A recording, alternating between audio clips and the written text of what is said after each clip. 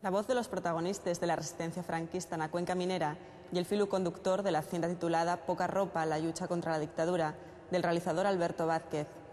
Nella, este mirense recupera los recuerdos de las familias que fueron diezmaes con muertos en foses comunes, de los fugaos que se mantuvieron na lucha bajo la consigna del Partido Comunista, o la vuelta al trabajo unes mines donde fueron fraguando lentamente las primeras revueltas de trabajadores. Un retrato colectivo, a la fin, del pulso contra el franquismo.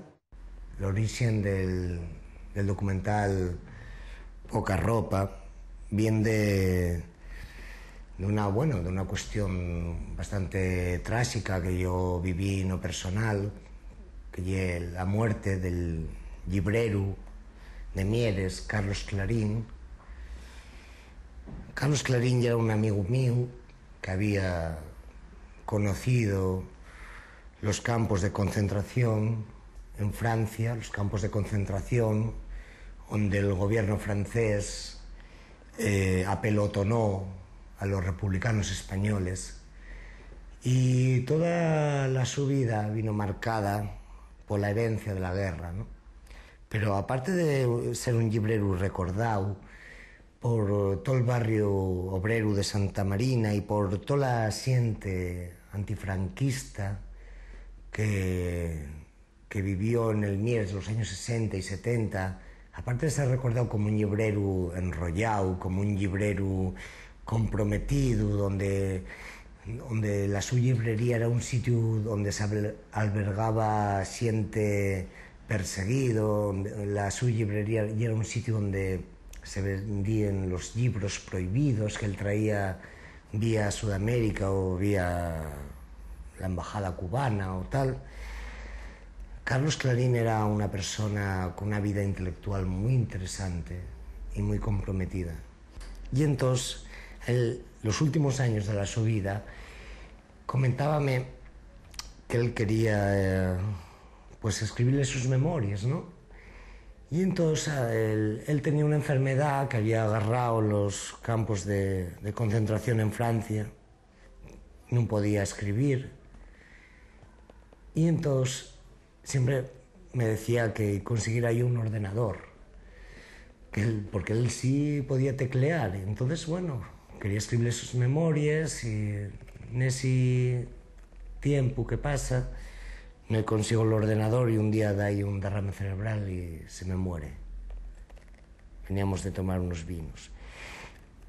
Mi generación, luego ya hablándolo con los colegas de mi generación, pensamos que él morriere sin escribir esas memorias fue una pérdida para todos, ¿no?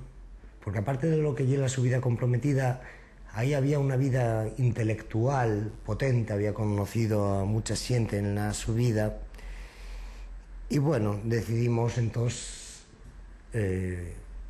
hacer ese documental para recoger los testimonios de una generación que pensamos, el grupo de xente que hicimos esto en sin medios, y durante 2 años que se hicieron eternos, pensábamos que había que recoger la memoria para que no pasara lo mismo que pasó con nuestro amigo Carlos Clarín. Y eso yo como yo puedo resumir el origen de esto, ¿no? Queríamos hacer un corto de xente que falara sobre la vida de Carlos, y al final, investigando y conociendo xente, vimos que había un montón de xente cuya historia debía de ser contada, que merecían lo mismo que Carlos, que igual nosotros no los conocíamos. Carlos lo que pasaba allí que era amigo, pero había un montón de xente que merecía que su memoria quedara plasmada.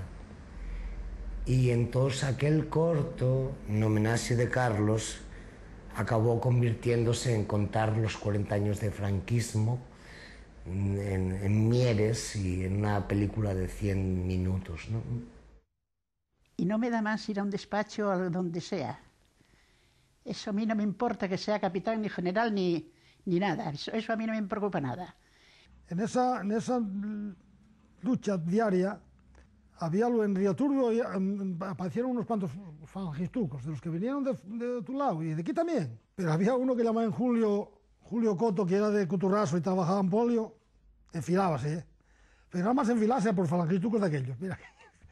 Todos se engarrearon con ellos. Qué hombre más con la leche. Pero y era eso, y era... No era odio, sino y era coraje. Porque el odio es malo, el odio no te da nada. Y además quítate hasta inteligencia. Pero el coraje sí, y aquello me tiran coraje acojonante. Nada más que se enfilaba por falangistas de Rioturbio. Por ellos. Qué hombre. Julio Coto. Porque antes decían que no había dinero, pero los bares siempre estaban así. Yo pienso ahora muchas veces.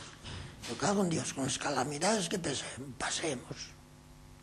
Y además, los bares siempre estaban llenos. A la partida y a uno y a otro, siempre estaban llenos. Digo, no se comía, pero había que ir a jugar la partida y había que ir a tomar bar. Y yo cago en 10. Porque piénseslo, ¿eh? Tu coño, no había y todavía... Y el pellejo en casa que no faltara. Era el ánimo que daba la gente, ¿no?